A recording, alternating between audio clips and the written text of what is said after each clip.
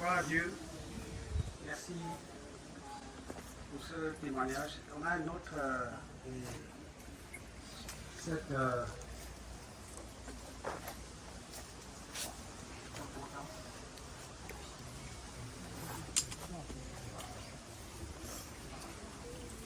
Bonjour chers frères et sœurs, je suis Jacqueline.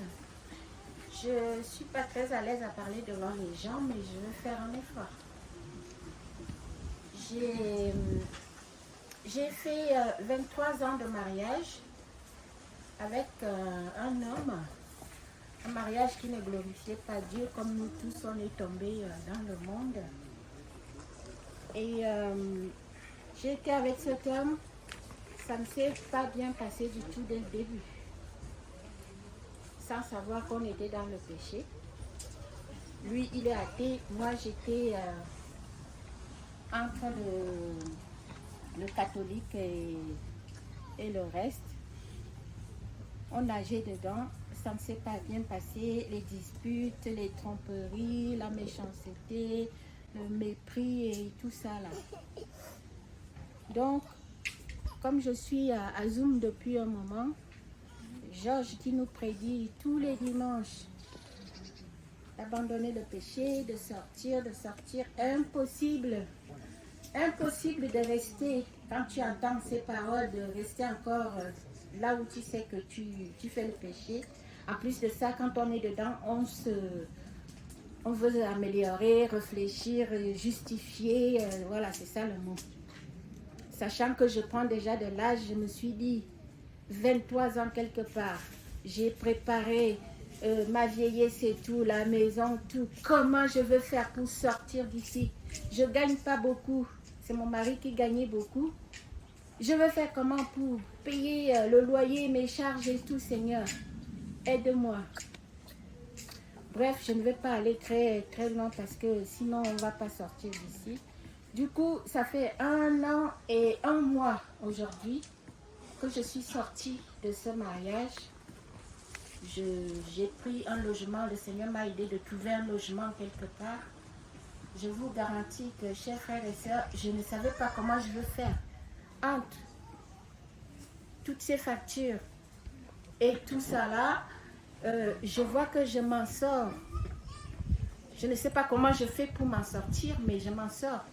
En plus, le jugement est sorti au mois d'avril dernier et on l'a condamné de me payer une pension alimentaire qu'il a rejetée. Il a fait l'appel. Du coup, je me retrouve avec un avocat à Nantes, un avocat à Rennes, là où il a fait l'appel. Mais par la grâce de Dieu, j'arrive à gérer les factures d'avocat, les factures de chez moi, à manger et à boire. Je ne sais pas comment je fais, mais le Seigneur est merveilleux. Donc, après la séparation, j'ai rêvé une nuit. Je n'ai pas vu quelqu'un. J'ai entendu une voix audible qui me disait, je demande pardon aux enfants. La voix me disait, il est devenu sodomite et alcoolique. Il est devenu sodomite et alcoolique. C'est quoi ça? Je me suis réveillée. Le lendemain, j'ai réfléchi, j'ai prié d'abord. Après, j'ai compris qu'on me parlait de mon mari.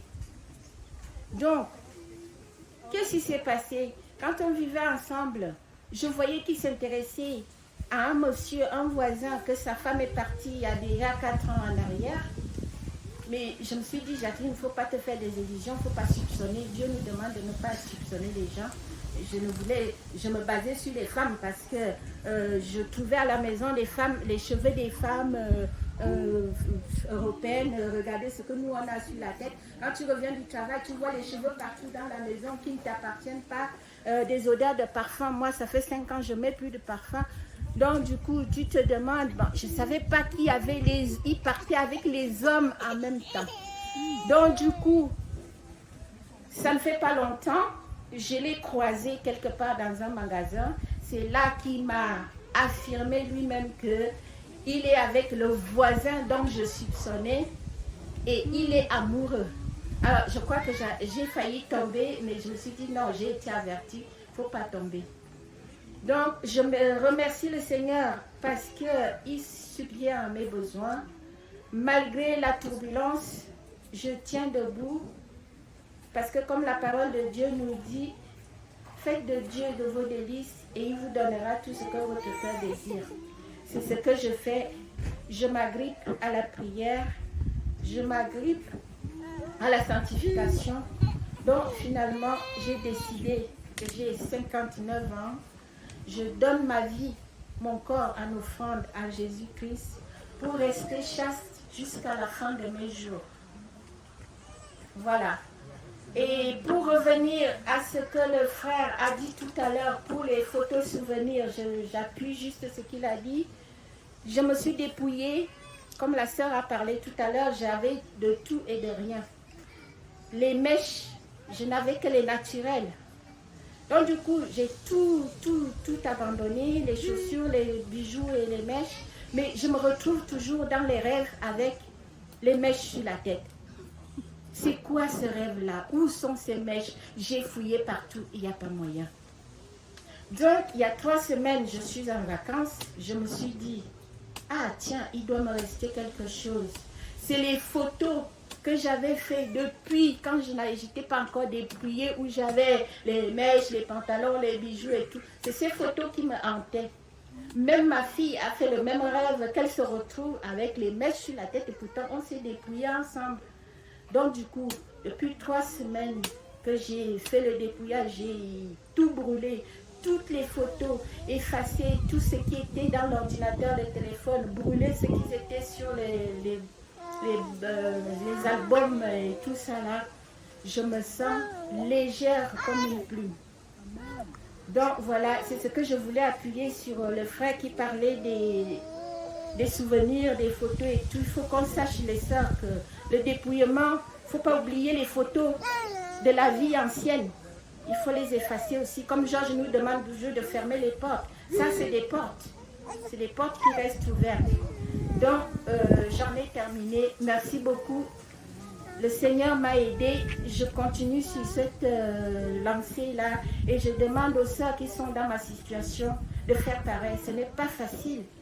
Mais parce que je suis toujours attaquée dans les rêves spirituellement, les poursuites, les accidents, on me tire dessus, les balles, ils passent, ils traversent, je les vois sur le mur. Mais le matin, je prends autorité comme Georges nous apprend, je brise et je suis debout devant vous. Merci Seigneur. Amen. Okay, juste un petit instant, merci beaucoup pour le témoignage. J'aimerais que tu précises, je n'ai pas bien compris, peut-être certains d'entre nous aussi n'ont pas bien compris, mais pour que ce soit clair pour tous, que tu précises les points concernant le mariage en fait. Oui. Hein, le mariage, le divorce et le mariage au début. Enfin, est-ce qu'il y avait, je vois que tu précises ce point-là, je n'ai pas très bien compris en fait. Les conditions du mariage initialement et puis jusqu'au divorce en fait. Juste ce point-là, brièvement, hein, c'est pas très long, c'est juste pour qu'on soit clair, qu'il n'y ait pas de confusion en fait. Les conditions au mariage, c'était quoi? C'était que moi, j'étais déjà divorcée. Et lui aussi, quand je l'ai rencontré, il était divorcé. C'est là le problème. C'était là le problème. Donc du coup, entre mon divorce et le sien, comment voulez-vous que la paix soit entre nous? C'était les bagarres, les tromperies, tout ce que vous voulez. Les mots que je sortais dans la bouche, c'était comme les flèches, jamais d'entente. Donc du coup, c'est là que le divorce a... Je me suis dit plus, je suivais Georges. Tous les dimanches, j'entends la même chose. J'étais mal à l'aise. Je me suis dit non, je ne peux pas continuer à vivre dans cette vie. Malgré que j'ai tout perdu, j'ai tout laissé je lui ai laissé dans la maison et tout ce qui s'y trouvait. J'ai commencé la petite vie ailleurs avec ce que je pouvais faire jusqu'aujourd'hui. C'était ça. Okay. Merci beaucoup pour la précision, sœur. Et ceux qui veulent vivre pieusement seront persécutés. Continue la marche vers le Seigneur. Georges a un point par rapport à ce témoignage. J'ai dit quelque chose. Oui, Jacqueline, avec beaucoup de peine que j'ai suivi ton message et c'est la première fois que je vois une sœur en Christ. C'est la première fois que je vois une sœur en Christ publiquement faire un vœu de chasteté. Elle est encore très jeune, elle n'a que 59 ans. Elle pourra peut-être, si le Seigneur Jésus ne vient pas entre temps, elle peut vivre encore même, pourquoi pas 35 ans, même 40 ans, elle peut encore vivre longtemps, mais elle a décidé de faire un jeu de chasteté. Un vœu de, pardon, excusez-moi, c'est la plus de temps pour moi, un vœu de chasteté. Et sois fortifiée, ma soeur, tu as fait la bonne chose, et si j'ai compris, cet homme sortait avec la voisine ou le voisin. Le voisin. Le voisin. Dieu t'a sorti d'une terrible abomination. D'une terrible abomination. Je ne sais pas si vous pouvez vous représenter ce que ça représente sur le plan spirituel pour une femme qui va avec un homme qui va avec un homme. C'est quelque chose c'est horrible sur le plan spirituel. Mais la consolation que j'ai pour toi, c'est que Dieu t'a affranchi. Dieu t'a affranchi. Que la paix de Dieu soit avec toi. Et sois vraiment persévère dans cette parole. Nous rendons grâce à Dieu. Et ce n'est pas mes enseignements, c'est les enseignements de la parole de Dieu. Je ne suis qu'un instrument. Et continue à persévérer dans cette parole de Dieu, Jacqueline. Et beaucoup de courage. J'aimerais dire quelque chose par rapport au mariage et au remariage. Surtout vous les jeunes gens, je vous en supplie, rendez-vous service. Quand vous pensez que vous voulez vous marier, ne vous mariez pas avec quelqu'un qui est déjà divorcé. Faites des recherches. Engagez même un détective. Parce qu'il y a des bandits là dehors. Moi, j'étais un bandit en chef bandit. Je sais comment l'homme avec la langue mielleuse sait embobiner une femme. Je faisais partie. J'avais une langue exercée pour séduire. Et j'ai entraîné beaucoup de femmes en enfer. Et je le dis aujourd'hui avec larmes. Mais jeunes gens, jeunes filles, le témoin de la sœur fait mal. La Bible dit, tel autre péché hors du corps, mais celui qui commet l'impudicité pêche contre son propre corps. Il y a des erreurs que j'ai commises, que certains parmi nous ont commises, qui nous poursuivront jusqu'à la fin des jours. Est-ce que vous comprenez ce qu'elle dit? Par exemple, un enfant qui s'est entêté, on donne des conseils, elle va attraper une grossesse, on ne sait pas qui est le père, elle devient chrétienne. Est-ce que Dieu lui a pardonné? Je ne sais pas si on dit lui a pardonné, je pense qu'on pardonne à quelqu'un, c'est ça. Voilà. Dieu lui a pardonné. Est-ce que Dieu lui a pardonné? Oui, Dieu lui a pardonné. Mais elle portera les conséquences du fait qu'il y a cet enfant, elle a perdu sa virginité. Jeunes gens, vous qui n'êtes pas encore mariés, je vous en supplie, n'oubliez pas ces paroles. Ne vous mariez pas par précipitation. Il y a des gens qui sont mariés, qui travaillent même avec nous, etc. Aujourd'hui, certains sont presque au divorce. Et d'autres sont entêtés. J'ai donné des conseils à des jeunes gens. Ils sont entêtés. Aujourd'hui, ils vivent le calvaire. Et surtout, avant de se marier, je vous assure, priez Dieu. Quand je dis prenez un détective, je ne conseille même pas un détective. Dieu nous révèle les choses. Priez. Mais si vous n'avez pas la foi pour prier, prenez un détective. Vraiment, cherchez, parce qu'un homme va vous dire qu'il n'a jamais été marié. Parce que quand vous mariez, c'est fini. Et si quelqu'un parmi nous est marié et divorcé, vous vivez dans l'adultère. C'est la parole de Dieu. Vous vivez dans l'adultère si quelqu'un parmi nous est marié et divorcé. On se marie une fois. Se marier et se remarier à quelqu'un, c'est l'adultère. Et aujourd'hui, les faux pasteurs qui dénoncent encouragent le mariage et le remariage. Le seul mari que vous devez avoir, vos femmes, c'est le premier. Et tant qu'il vit, même si vous divorcez, vous serez toujours mariés aux yeux de Dieu. Tant qu'il vit, la seule chose qui met fin à un mariage, c'est quoi? Merci, amen. La mort. Vous voyez, c'est pas moi qui ai répondu. Les frères ont répondu. Parce qu'ils ont la connaissance de la parole de Dieu. La seule chose qui met fin à un mariage, c'est la mort. Donc, toi qui es marié, si ton mari vit, et tu l'as connu, il était déjà marié, ou comme tu étais marié, comme le cas de Jacqueline, elle a fait la meilleure chose. Elle a fait avec foi. On ne force personne. Vous avez le libre arbitre, choisissez si vous voulez plaire à Dieu ou si vous voulez plaire au monde. On n'a pas prévu un enseignement sur le mariage, mais ce témoignage ouvre la porte à une exhortation. Dieu voulait que nous soyons purs. Je disais à la sœur Maxime, il s'est parlé quelque part. Elle a le même problème. Cette sœur a pleuré hier soir. Vous avez tout le monde était parti. Nous sommes restés seuls autour de la table. Malgré le fait qu'elle ne réside pas ici. Elle est restée, elle pleurait, ça me faisait mal. J'ai retenu mes larmes en voyant comment Maximine pleurait. Elle a fait une erreur grave. Et sa vie est tellement confuse. Vous voyez comment le diable, c'est le Dieu de la confusion. Dieu avec petit d, le faux Dieu. Il apporte la confusion. Et votre vie, vous n'avez plus la conscience tranquille. Je vous assure, je lui disais hier, mieux vaut être célibataire. Mieux vaut être célibataire, je vous assure, que de se marier et aller à l'enfer. Le bonheur sur cette terre, c'est pour un temps. Regardez, nous sommes aujourd'hui en France, ce beau pays, la France, que j'ai appris à découvrir depuis une semaine. Il y a des gens dans ces villages qui sont morts. Qu'en est-il à Paris? Il y a des gens qui sont dans les morgues, qui sont morts. Vous pensez que nous sommes ici présents parce que nous sommes meilleurs? Ne pensez pas que nous sommes éternels. Notre vie sur terre. Fermez tout simplement la porte et si quelqu'un peut, peut-être, je pense qu'on a que de prier pour un enfant, je crois. Ok, voilà. Donc, je vous assure, l'éternité est tout ce qui est meilleur. Surtout les jeunes gens, je ne sais pas si on aura le temps d'avoir une réunion avec les jeunes gens. Je pensais avoir une réunion avec les jeunes gens, les jeunes filles, pas moi, ou les jeunes entre eux, de leur témoignage, comment vivre leur foi dans les lycées, les collèges, dans leur famille, etc. On comptait les jeunes gens 16 ans, 17 ans avec les enfants de Claude. Claude a fait un très bon travail d'élever ses enfants dans la sanctification. J'ai passé 2 nuits chez Claude. J'étais émerveillé. J'ai vu ses enfants tout petits en 2016 à Houston, 2016 je crois. Ces filles priaient les Odélia. Je les ai vus en 2016, c'était des enfants. Aujourd'hui, je vois, elles sont grandes, elles sont même en train de poursuivre leur mère en taille. Aujourd'hui, j'ai fait 2 nuits. J'ai vu un modèle d'intégrité de filles qui sont engagées à se dépouiller.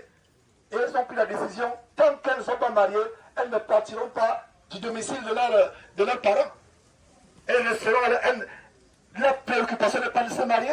La préoccupation est, si Dieu veut que je me marie, je vais me marier. Et pour les gens qui disent que, mais comment faire pour trouver un mari, pour trouver une femme? Si Dieu a décidé un mari pour vous, même si vous vivez 2000 mètres sous la terre, Dieu enverra un mari, vous trouvez la sœur. Ce n'est pas nous le chercher. Pire encore, des salles en Christ qui vont sur le site de rencontre. Il y a le site de rencontre de Top Chrétien, pour ne pas dire Top Chrétien, du solomite, comment il s'appelle, Éric Sévérier, le français, qui a un Top Chrétien. Vous n'allez pas dans le site de rencontre pour rencontrer les femmes, pour rencontrer les hommes. On dit soi-disant site de rencontre chrétien. Quelle abomination! Attendez votre mari, attendez votre femme. Est-ce que Ève a demandé, est-ce que Adam a demandé un mari excusez-moi, est-ce que Adam, excusez-moi, a demandé une femme à Dieu? Non. Dieu lui a vu qu'il n'est pas bon pour Adam d'être comment? D'être seul. Et je reviens donc sur le sujet du mariage, je vous assure, nous venons ici pour être délivrés. Délivrés du péché. Avant de vous marier, jeunes gens, et vous qui êtes célibataires sœurs, vous qui êtes célibataires frères, avant de vous marier, assurez-vous que la femme que vous épousez n'a jamais été mariée. Sinon, vous allez épouser la femme qui appartient à quelqu'un. Assurez-vous, vous, jeunes femmes, ou femmes tout court qui désirez vous marier. Désirer se marier, ce n'est pas un péché. Bien qu'on aura les tribulations dans la chair. Je vous assure, si vous vous mariez sans la volonté de Dieu, vous allez vous marier avec la crise cardiaque. Si vous vous mariez sans la volonté de Dieu, vous allez vous marier avec les AVC. La crise cardiaque, tension tous les jours. Il y a des femmes qui sont mortes à 35 ans, 40 ans parce qu'elles sont mariées à un voyou qui lui casse la tête tous les jours. Il y a des jeunes gens qui sont mariés, qui sont morts à 35 ans, 30 ans, j'en connais. Parce que la femme était la carie dentaire dans la colonne, sur la colonne vertébrale, dans les articulations, tout. La femme était la carie dentaire. C'est l'AVC. Vous vous mariez hors de la volonté de Dieu, vous vous mariez avec la tension, l'AVC. Et voilà, Jacqueline encore, sois encouragée. Ne vous mariez pas avec précipitation. Si vous êtes marié à une femme, vous hommes, frères, vous êtes marié à une femme dont le mari vit encore, cette femme n'est pas votre femme. Et c'est le Seigneur Jésus-Christ qui a dit, c'est pas moi, c'est pas ma doctrine. Moi je pensais que divorcer et se marier c'est ok. Il y a mon propre petit frère, même père, même mère. qui se dit chrétien et je lui parle qu'un salut, parce que la Bible dit si quelqu'un se dit chrétien, n'obéit pas au commandement de Dieu, faites quoi? Lui dire salut? Non! J'ai dit, cher petit frère, tu es chrétien, il me dit, ah bien sûr, je suis chrétien. Mais ton embarras que tu as prise là, après que ta femme t'ait divorcé, et regardez quoi? Je lui avais dit, cette femme que tu prends n'est pas ta femme. Il a dit, mais comment tu trouves aujourd'hui? Je lui ai dit, est-ce que tu te rappelles que je t'avais dit que ce n'est pas ta femme? Il a dit, je me rappelle. Mais elle a commis l'adultère. Elle a commis l'adultère. Il y a des gens qui disent, si tu commets l'adultère, si la femme commet l'adultère, tu peux divorcer et te remarier. Non. Si tu veux divorcer, parce que la femme a commis l'adultère, c'est parce que tu manques de pardon. Maintenant, si tu divorces, ok, elle a commis l'adultère, tu ne peux plus te remarier. En conclusion, jeunes gens, jeunes femmes, ne vous précipitez pas. Demandez la volonté de Dieu pour vous marier. Et si vous êtes marié à quelqu'un qui est divorcé, mettez ça en règle. Devant Dieu, sur la base de Matthieu, sur la base de Proverbes, c'est ce que Esther, le verset que tu voulais lever, Esther Diakité hier, Proverbes chapitre 28, verset 13, c'est ce que tu voulais dire. Celui qui cache ses transgressions ne prospère point, dit ce verset, mais celui qui fait quoi? Un, les avoue publiquement, les avouer, et deux, fait quoi? Les délaisse, obtient comment? Miséricorde. Et délaisser signifie quoi? Abandonner. Il y a des gens qui disent, je me suis remarié à quelqu'un de divorcé, mais Dieu m'a pardonné, je suis là au divorce. Non. Tel autre péché hors du corps, mais celui qui commet l'adultère et l'impudicité, pêche contre son propre corps. La seule chose à faire, c'est de sortir de là. Tant que vous ne sortez pas d'un remariage, vous êtes dans la voie qui mène en enfer. Et c'est ce que Jacqueline a connu, a compris, et elle est sortie, ça fait mal. Elle avait de la peine à joindre les deux bouts. Mais regardez comment Dieu prend soin d'elle. Et même ces avocats que tu as pris, c'est une opinion. C'est pas un commandement, c'est une opinion. À ta place, je me fierai aussi à l'avocat dans cette affaire. Que tout ce qui arrive, arrive. Même s'il ne te paye pas, c'est pas grave, Dieu prendra soin de toi. Donc, jeunes gens, je vous en supplie, ne vous mariez pas avec précipitation. Si vous vous mariez avec précipitation, vous allez épouser la crise cardiaque, vous allez épouser les AVC, vous allez épouser les anorexies, vous allez épouser les insomnies, vous allez épouser la mort. J'allais terminer, que Dieu nous bénisse.